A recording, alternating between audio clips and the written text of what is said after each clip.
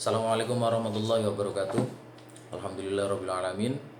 Tanggal 21 November 2020, pertemuan ke-6 Taruna Taruni tingkat 2 KPN Bahtera Yogyakarta. Alhamdulillah, semoga kita diberi kesehatan lahir batin dan kebahagiaan ya. Pada pertemuan kali ini saya akan membahas tidak lain tidak bukan tentang peti kemas. Dari pertemuan 1 sampai pertemuan terakhir yang Sabtu lalu sudah, insya Allah sudah cukup ya, udah lebih dari cukup pengetahuan tentang ilmu peti kemas, tentang peti kemasnya, tentang alurnya masih belum.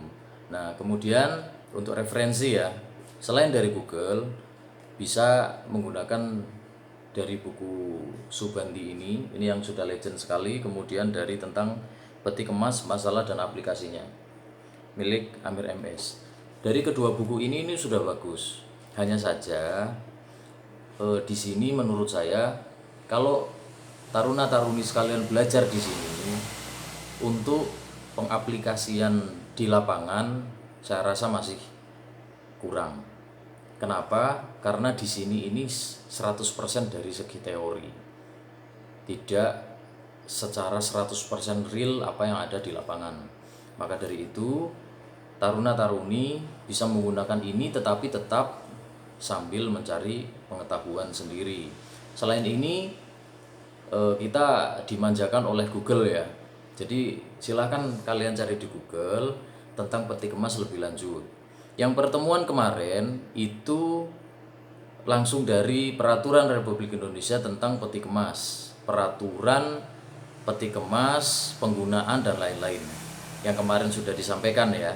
Nah, kemarin saya ingat bahwa taruna-taruni ini, setiap taruna-taruni itu terkadang berbeda pengetahuan tentang peti kemas. Karena yang pertama, ada taruna-taruni yang bertempat tinggal di lajur peti kemas, di dekat-dekat pelabuhan yang banyak peti kemas.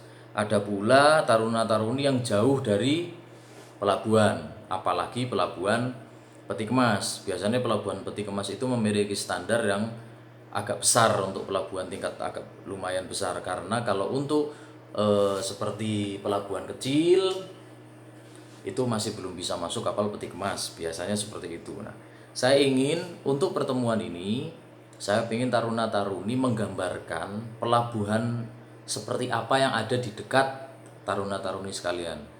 Misalnya Taruni Zohra misalnya memperkenalkan diri yang menyatakan bahwa Taruni Zohra bertempat tinggal di Kalimantan misalnya ya, bertempat tinggal di Kalimantan daerah A misalnya, di Kalimantan Selatan misalnya Banjarmasin. Di Banjarmasin yang saya tahu, ini yang saya tahu ya, karena ketika kita memberikan teori, kalau teorinya menurut kita maka ditulis menurut saya, karena belum tentu itu betul secara buku ya atau secara materi. Jadi menurut saya, yang saya lihat di pelabuhan Banjarmasin itu banyak kapal peti kemas yang sandar. Kapal peti kemas tersebut membawa muatan A, B, C, D, E dan lain-lain. Itu bisa dilihat secara langsung oleh taruna-taruni atau mencari referensi dari buku atau dari Google atau dari teman-teman yang berada di pelabuhan tersebut. Misalnya, saya posisi sekarang ada di pelabuhan Tanjung Mas Semarang. Yang peti kemas yang dibawa oleh kapal-kapal dari pelabuhan Tanjung Mas itu peti kemas yang sebagian besar berisi tentang furniture.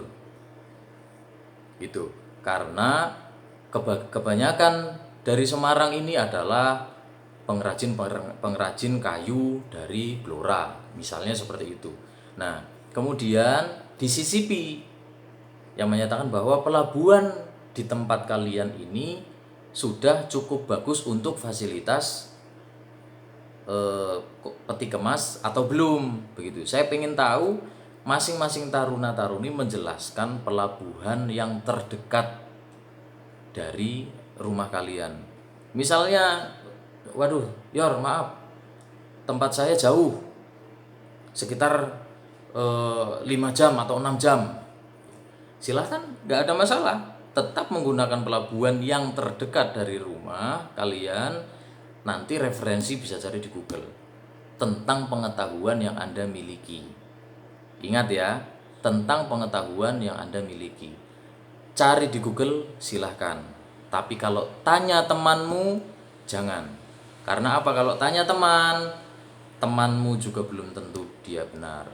Kalau tanya di Google, paling tidak Google itu dia punya dasar. Kemudian ketika kalian mengambil teori dari suatu tempat atau suatu buku, ya, misalnya di bukunya Subandi misalnya peti kemas merupakan bla bla bla bla bla, diambil dari buku Subandi, begitu ya. Misalnya kalian ambil teori dari Google, sumbernya mana? Kalian sebutkan ketika presentasi. Misalnya saya mendapatkan info yang atau mendapatkan teori yang menyatakan bahwa Pelabuhan Banjarmasin merupakan tempat peti kemas, memiliki lini peti kemas dan fasilitas peti kemas yang sangat bagus. Ini saya dapatkan dari, nah mungkin sumbernya dari Google, HTTP dan lain-lain. Begitu ya. Sekali lagi, silahkan kalian searching atau cari referensi atau tanya senior atau tanya junior, mohon info, komunikasi dengan baik, nyambung silaturahim. Kalian tanya di pelabuhan terdekat fasilitas tentang peti kemas itu seperti apa sih, begitu. Kalau dari keterangan saya masih bingung, silahkan telepon saya atau WA saya, silahkan saya kasih pengarahan.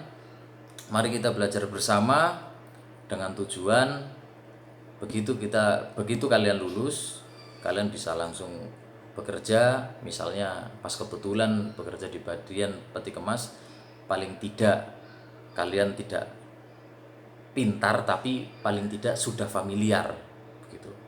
Kalau hari pertama kerja di dalam peti kemas tidak mungkin langsung pintar bla bla bla bla bla bla bla bla, tapi paling tidak familiar. Oh iya, peti kemas nih ukuran ini nih.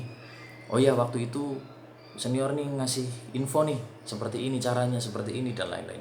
Paling tidak begitu keluar dari kampus, masuk tempat kerja sudah familiar. Untuk familiarisasi berikutnya, mohon maaf belepotan ya.